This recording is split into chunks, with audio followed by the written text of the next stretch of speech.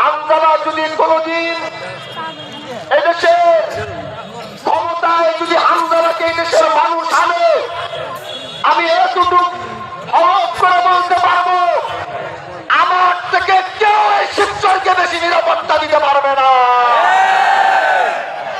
আজ এই শিবচরের তার প্রান্তে প্রান্তে সব জায়গায় বলে দিবেন, আল্লাহ যদি কবুল করে প্রথমে এই শিবচরকে অন্যায় অবিচার মুক্ত ঘোষণা করব, প্রথমে এই শিবচরকে মাদক মুক্ত ঘোষণা করব।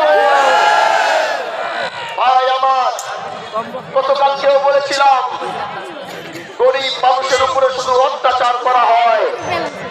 আমার দেশের ভ্যান চালক, অটো চালকরা পৌরসভা দিয়ে অটো চালাইতে চায় না। জিজ্ঞাসা করি কেন চাও না? বলে পৌরসভা দিয়ে ওইখান থেকে ঢুকলেই টাকা দিতে হবে।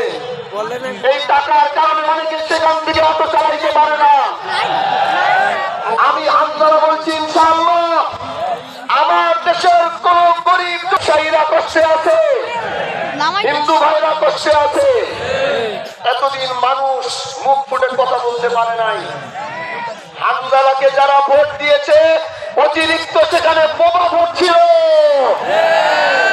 কারণ তারা আধিপত্যের রাজনীতির কারণে প্রকাশ্যে হামজালার কাছে আসতে পারে না। আজ তারা উন্মুক্ত হয়েছে, হামজালা ঘোষণা দিচ্ছে আগামীতে আধিপত্যের রাজনীতি ভেঙ্গে চুরমার করে দেওয়া হবে। বন্ধু আমার, শিবচর থেকে একটি ইতিহাস হয়েছে। সেই ইতিহাসটি হলো, আমরা যখন ইলেকশন